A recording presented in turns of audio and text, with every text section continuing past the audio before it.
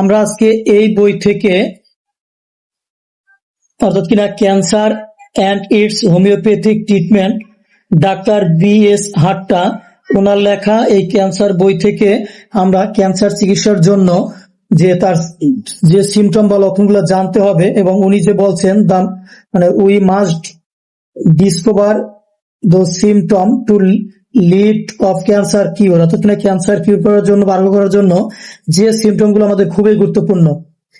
1 নম্বর point উনি বলছেন the past history of patient, কিনা পেশেন্টের অতীত ইতিহাস, সেখানে তার চাইল্ডহুড থেকে অ্যাডাল্ট পর্যন্ত অর্থাৎ কিনা একদম ছোট থেকে পূর্ণবয়স্ক পর্যন্ত তার ইতিহাসটা আমরা জেনে নেব।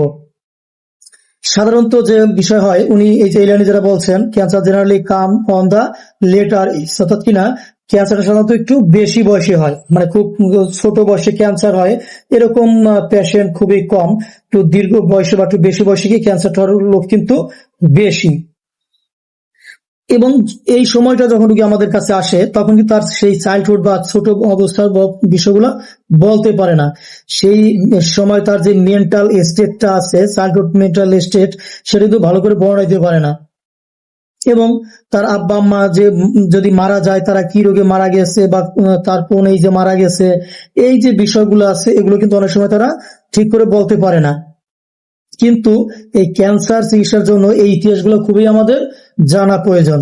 সেই সাথে উনি আরো যে কথা বলছেন যে many of the cancer patient come with a history of suppression.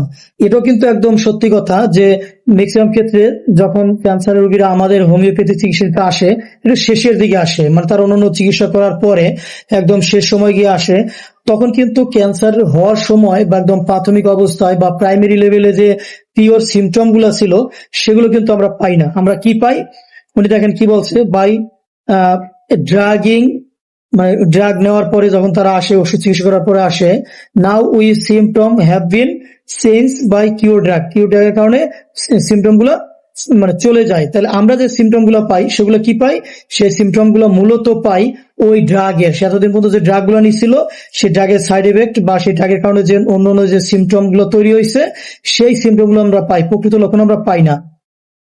কিন্তু আমাদের যে বিষয়গুলো দরকার ছিল তার ছোটবেলার জীবন যাপন, তার চলাফেরা, তার দেখেন স্কুল ওয়ার্ক, স্কুলের যে তার কাজকর্মগুলো ছিল, সে কি খুব স্লো ছিল নাকি খুব ভায়োলেন্ট বা খুব মানে কি বলা যায় মারাত্মক বা খুব ভয়ঙ্কর ছিল, এই যে বিষয়গুলো আছে।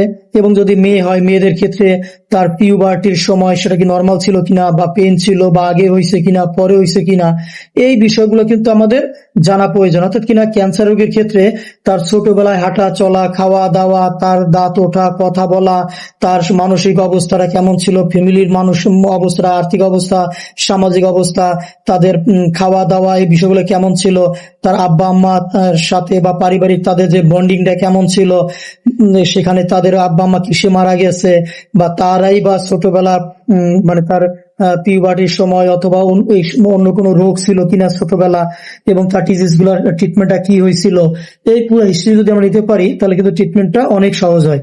কারণ যেহেতু একটু বেশি বয়সে গিয়ে ম্যাক্সিমাম ক্ষেত্রে ক্যান্সার হয়, তার মানে তার এই ক্যান্সারের আগ পর্যন্ত, মানে ছোটবেলা থেকে ক্যান্সার আগ পর্যন্ত যে ট্রিটমেন্ট গুলা বা ডিজিজ গুলা ছিল, সাপ্রেশন গুলা ছিল বা প্যালিয়েশন উপশম যে ছিল, এই বিষয়গুলোর উপর কিন্তু একটা বড় প্রভাব থাকে।